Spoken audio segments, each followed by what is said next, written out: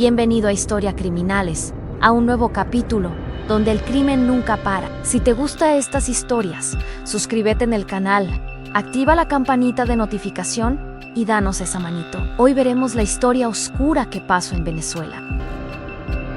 El niño que creció con hambre y se convirtió en devorador de hombres.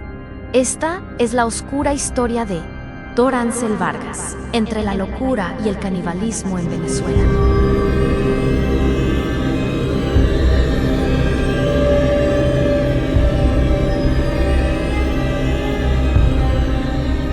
No me arrepiento de lo que he hecho, declaró con una frialdad escalofriante, sin una pizca de culpa en los ojos, porque a mí me gusta la carne, y sé que no soy el único. En diciembre solía compartir la comida con mi vecino, Manuel. Era un hombre decente, un buen tipo. Me pregunté algo, si es tan buena persona, debe tener buena carne, así que lo hice, lo maté, lo preparé, cociné su cuerpo con paciencia, y con él hice unas empanadillas. Nadie supo lo que comía. Se las ofrecí a los conocidos del barrio. Todos las devoraron. Todos elogiaron el sabor. Decían que el relleno era exquisito. Tal vez ahora muchos piensen que estoy enfermo, aunque soy un monstruo, pero en ese momento lo hice con toda la voluntad del mundo. Como dice la iglesia, compartir tu pan con el prójimo am bueno. En este caso, mi pan fue Manuel. Y no fue el único. Hice lo mismo con otros. Gente necesitada como yo, que no tenía que comer. Hoy estoy encerrado en preso An, pero sigo sin arrepentirme. Lo único que no podía tragar fácilmente eran las cabezas, las manos y los pies. Pero cuando el hambre me desgarraba el estómago lo servía. Me preparaba una sopa espesa. Nunca desperdicié ni un hueso. Y 1999 en Táriba, una localidad marginada, pobre y olvidada de Venezuela, comenzaron a desaparecer hombres de entre 30 y 40 años. Nadie los volvía a ver. El 12 de febrero de 1999, una llamada estremeció a la defensa civil. Dos jóvenes habían encontrado algo macabro en las orillas del río Torps, cerca del parque 12 de febrero. Lo que vieron los dejó paralizados. Varias ollas oxidadas con restos humanos en su interior, en carne, huesos, pedazos cocinados. Al principio, las autoridades creyeron que se trataba de un ajuste de cuentas entre narcotraficantes. Algunos hablaban de rituales, otros de sectas. Pero la policía comenzó a registrar el área, siguieron el rastro y encontraron una choza improvisada, escondida entre matorrales. Desde fuera se veían recipientes, botellas, utensilios. Al entrar, hallaron ropas, cuadernos, zapatos y documentos. Todos pertenecían a distintas personas. En esa cocina precaria, el horror se reveló sin piedad en ollas llenas de vísceras humanas cocinadas, piernas listas para ser servidas, 3 cabezas humanas. Al lado, varias manos y pies apilados como leña. El dueño de esa choza era Dorancel Vargas. Tenía 42 años. Era un vagabundo. Llevaba años viviendo allí, como un fantasma. Cuando lo arrestaron, no opuso resistencia. Tenía el rostro sereno, tranquilo, como si no supiera lo que había hecho. Pero en el interrogatorio, confesó sin titubear. Dijo que llevaba más de 11 años en ese sitio y que, al no tener que comer, empezó a matar gente. Los descuartizaba y cocinaba a fuego lento. Dijo que había matado a 10 personas en 2 años, que prefería comer hombres antes que mujeres. Los hombres tienen carne fuerte, como cerdo salado, dijo. Comerse un buen hombre da gusto. En cambio, las mujeres le parecían dulces. Y es como tragar flores, te dejan vacío, como si no hubieses comido nada. Los policías estaban paralizados. Jamás habían escuchado algo así. Las pruebas estaban ahí. Venezuela estaba ante su primer caníbal, un asesino en serie, frío, metódico y voraz. En su confesión, con absoluta tranquilidad, aseguró que no había hecho nada malo. Admitió, sin dudar, que lo que había en esos recipientes eran restos humanos y que los estaba cocinando con calma para consumirlos más adelante. En soledad, ese mismo día fue trasladado a prisión, quedando oficialmente bajo custodia del Ministerio Público del Estado Táchira. Pero detrás de toda esta espantosa historia había una verdad brutal y simple en la necesidad de comer. Sin temor, sin tapujos, afirmó que llevaba años alimentándose de personas, al menos una decena, confesó. Aunque no consumía todo el cuerpo en algunas partes, según él, podían provocarle indigestión. Cuando la prensa venezolana logró entrevistarlo, no lo negó. Le preguntaron si era cierto que había matado a esas personas. Y con una sonrisa escalofriante, respondió sin titubear: claro, yo soy el comegente. Años atrás ya se hablaba de desapariciones en esa zona. Varias personas se habían esfumado sin explicación. Muchos nunca fueron encontrados. Cuando se inspeccionaron las laderas del puente donde Dorángel Vargas vivía, hallaron documentos de personas reportadas como desaparecidas. Al cotejar los datos con registros desde noviembre de 1998, se confirmó que aquellos restos coincidían con ciudadanos oficialmente desaparecidos. Vargas vivía oculto entre sombras, en una choza improvisada dentro de una granja abandonada, en las afueras de Táriba, a pocos kilómetros de San Cristóbal. Entre los vecinos, era conocido como alguien callado, sereno. Incluso lo veían como un hombre amable. Nadie imaginaba el infierno que escondía. Su nombre completo era José Dorángel Vargas Gómez, nacido el 14 de mayo de 1957, en El Vigía, Estado Mérida, Venezuela. Desde niño, manifestó comportamientos fuera de lo común. Tenía problemas para adaptarse. Era el tercero de 10 hijos en una familia humilde, trabajadora, dedicada a la agricultura. Sus padres, sin recursos para pagarle el colegio, solo pudieron darle educación hasta sexto de primaria. Pero su conducta ya mostraba señales inquietantes. En clase, gritaba sin razón. Aseguraba que alguien le hablaba, pero ni los maestros ni sus padres le creían. Pensaban que era solo pereza, desinterés por estudiar. Lo sacaron del colegio y lo mandaron al campo. Ahí empezó su otra etapa, el trabajo duro y la desviación criminal. En su adolescencia comenzó a robar animales. Al principio, para alimentar a sus hermanos, después, para alimentarse a sí mismo y saciar algo más profundo. Luego todo empeoró. Ahora robaba gallinas, cerdos, vacas, los mataba, los abría y se los comía crudos, embebía su sangre. Poco a poco su mente se quebraba.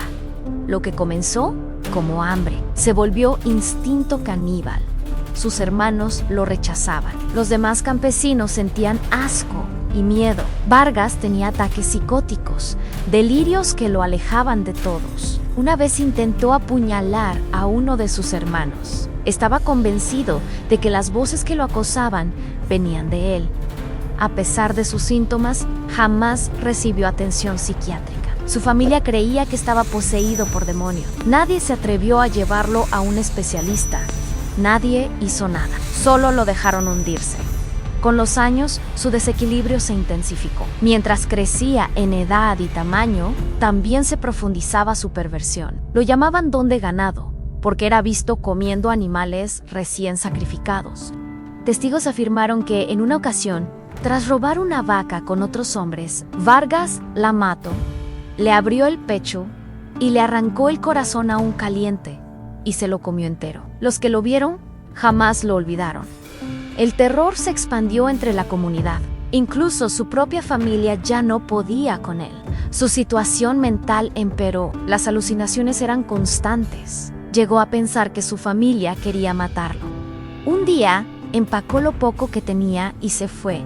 Ana abandonó su casa, escapó de su pasado, y fue así como comenzó su verdadera transformación del depredador solitario que deambulaba por ciudades buscando carne humana. A pesar de sus frecuentes y cada vez más perturbadoras alucinaciones, quienes lo rodeaban comenzaban a notar que el comportamiento de ese hombre simplemente no era normal. Algo en él estaba roto. Los primeros problemas legales llegaron en 1992, cuando intentó robar ganado. Fue detenido y enviado brevemente a prisión. Pero lo que dijo entonces fue lo que más perturbó a los oficiales. Confesó que quería devorar el corazón del animal. que disfrutaba beber su sangre y comer su carne cruda. Ante estas declaraciones, las autoridades lo remitieron al Instituto de Psiquiatría en Táchira. Estuvo allí algunas semanas, pero en lugar de iniciar un tratamiento, los médicos no lo consideraron un enfermo mental. Pese a que su propia familia rogó a las autoridades que no lo dejaran libre, sus súplicas fueron ignoradas, lo soltaron. Vargas interpretó ese acto como una traición familiar. Creía que su familia lo quería ver encerrado de por vida. Decepcionado, se fue a vivir con una de sus hermanas. Pero el delirio seguía. Pensaba que ella también quería hacerle daño. Así que se marchó. Se alejó de todos y puso rumbo a San Cristóbal, una ciudad agitada y peligrosa de Venezuela. Allí comenzó a vivir bajo un puente de la autopista Libertador, donde las noches eran devoradas por la oscuridad y transitado por alcohólicos, drogadictos y personas en situación de calle. El tiempo pasó. Las calles se convirtieron en su único hogar y su salud mental se deterioraba aún más. Comenzó a consumir drogas, a beber sin control. Pero su historia, la real, la aterradora, estalló públicamente en 1995, luego de una denuncia hecha por un hombre ebrio, Francisco Antonio López Guerrero. Según su declaración, un vagabundo que vivía bajo el puente podría estar involucrado en la desaparición de una persona en Cruz Baltasar Moreno, quien llevaba más de 2 semanas sin ser visto. López relató que Cruz salió ebrio de un bar y pasó por debajo del puente. Ahí se cruzó con un hombre al que todos conocían como el Loco Dorángel. Desde entonces, no se supo más de Cruz. Aunque la información era valiosa, la policía no actuó de inmediato. 7 de febrero de ese mismo año, cuando 2 transeúntes encontraron algo estremecedor en las orillas del río Torbe, 2 manos humanas entre la maleza. Aterrados, avisaron a las autoridades. Cuando la policía inspeccionó el lugar bajo el puente, hallaron restos humanos esparcidos. Además de las manos, encontraron unos pies cercenados. A pocos metros, descubrieron una cueva improvisada. Era el refugio del Loco Dorángel. Al acercarse, notaron más restos humanos, herramientas y objetos posiblemente usados durante el ataque. Se inició una búsqueda urgente. Horas después, Vargas fue detenido y señalado como presunto autor del asesinato. Posteriormente, los restos fueron identificados y pertenecían a Cruz Baltasar Moreno. En juicio, Dorángel confesó, dijo que no comió las manos ni los pies porque no le gustaban. Por la brutalidad del caso, fue ordenada una evaluación psicológica inmediata. Fue internado en el Instituto de Rehabilitación Psiquiátrica de Parabica, un pequeño pueblo a 45 minutos de San Cristóbal. El diagnóstico fue contundente. Tenía esquizofrenia paranoide, pero, increíblemente, en lugar de recibir tratamiento, fue enviado nuevamente a prisión. Allí permaneció poco tiempo. Las autoridades aseguraron que durante su estadía no mostró síntomas visibles. Al considerar que no representaba un peligro, fue liberado. Esa decisión se tomó el 13 de julio de 1997. En tan solo 2 años después de haber cometido canibalismo.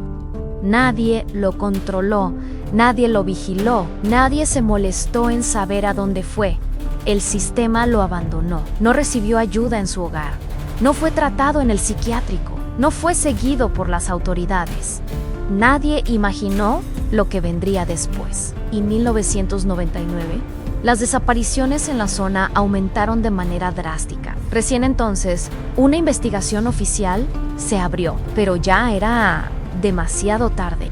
Las alarmas estallaron otra vez. El 12 de febrero, unos restos humanos fueron hallados a orillas del río Torbes. El espanto se apoderó de la comunidad. Ese fue el día en que Dorángel Vargas fue finalmente detenido, y su caso, cargado de atrocidades y horrores inhumanos, cruzó fronteras. Cuando los forenses analizaron los restos, descubrieron algo aún más inquietante. Algunos pertenecían a Antonio López Guerrero, el mismo hombre que había denunciado la desaparición de Cruz Baltasar Moreno. Durante su declaración, Dorángel afirmó con absoluta calma que 3 días antes del hallazgo, el 9 de febrero, se había cruzado con Antonio bajo el puente, justo cuando salía ebrio de una cantina. Entonces lo atacó, lo asesinó y después se lo comió. Confesó que devoró su corazón mientras aún estaba caliente y casi todo su cuerpo. Con los ojos, preparó una sopa. No fue su único crimen reciente. También reveló que una de sus víctimas fue su propio vecino, un hombre al que llamaba Manuel. Aseguró que Manuel era una excelente persona y pensó que si era buena gente, debería saber bien. Se conocieron en la cárcel. Luego se reencontraron en las calles de San Cristóbal. Dorángel lo invitó a su choza bajo el puente Libertador. Manuel aceptó sin sospechar que caminaba hacia la boca del lobo. Después de asesinarlo, cocinó su carne en forma de empanadas. Guay no solo eso, las compartió con otros vagabundos. Una mañana, apareció con una bolsa grasienta de papel. Dentro, las empanadas de carne humana. Los indigentes las devoraron sin saber lo que estaban comiendo. Elogiaron su sabor. Incluso le dijeron a Dorángel que tenía talento para la cocina. Nadie imaginaba que estaban masticando al difunto Manuel. Dorángel declaró que no sentía culpa alguna. Afirmó que simplemente siguió lo que predica la Iglesia al compartir el pan con el prójimo. Aseguró que lo hizo con la mejor intención. Sobre la carne humana, explicó que era buena, pero como cualquier otra, tenía partes inservibles. Para él, las cabezas, las manos y los pies eran desechables. Solía enterrarlos o arrojarlos al río, aunque, en momentos de extrema hambre, los servía, los convertía en sopa. Prefería hombres de entre 30 y 40 años, con cuerpos delgados, atléticos. Le gustaban los corredores a los obreros, los hombres que trotaban por el parque o caminaban por la ribera del Torps.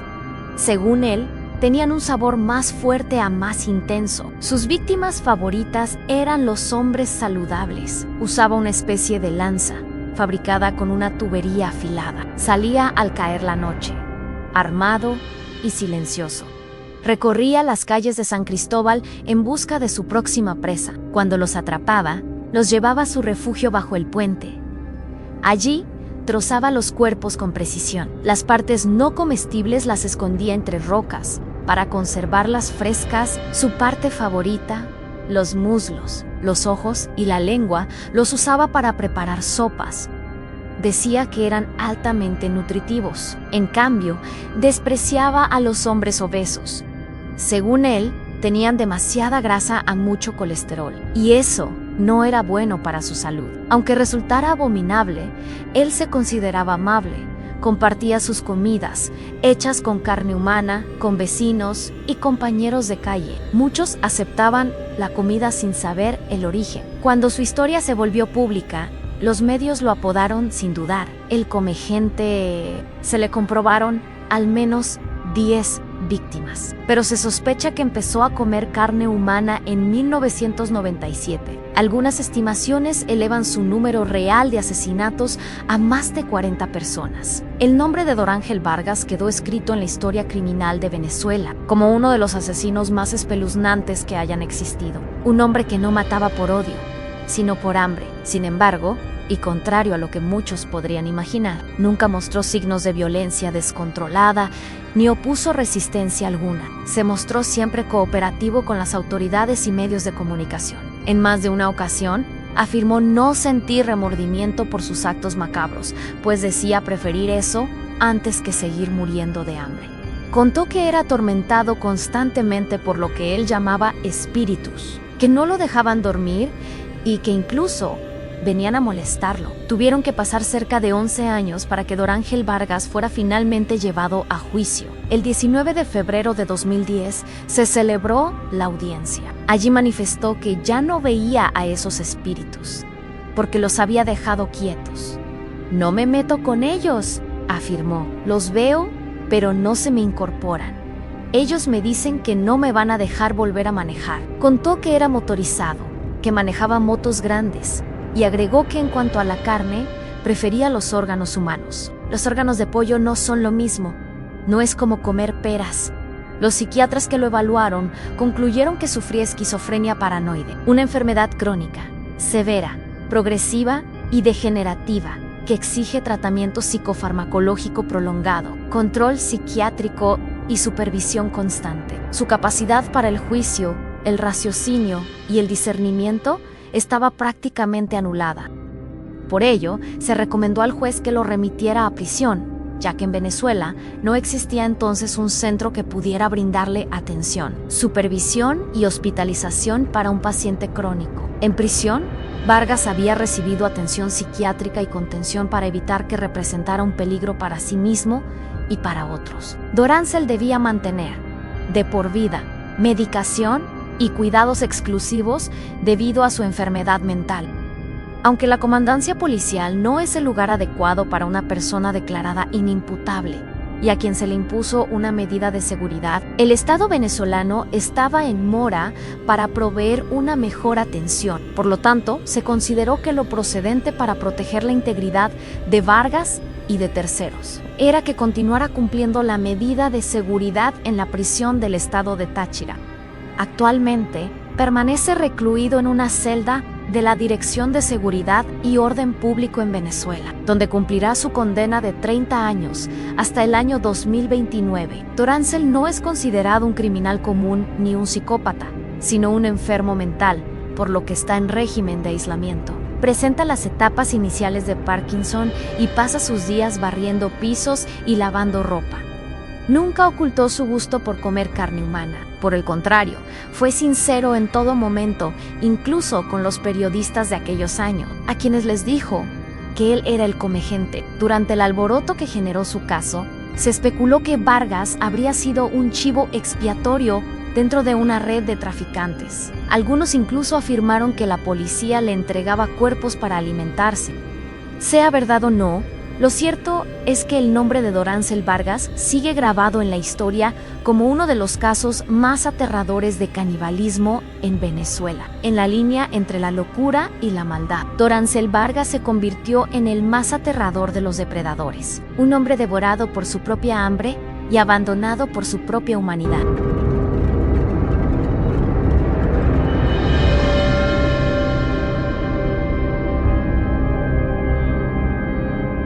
Si te impactó esta historia y quieres conocer más casos reales que revelan la oscuridad detrás de la humanidad, no olvides suscribirte a mi canal. Soy Mr. Ariel y aquí encontrarás relatos crudos, sin filtros ni vueltas, para que puedas formar tu propio criterio sobre el lado más oscuro de la realidad. Activa la campana para no perderte ningún episodio y acompáñame a descubrir juntos los secretos que la justicia y el silencio quieren ocultar. Nos vemos en la próxima historia.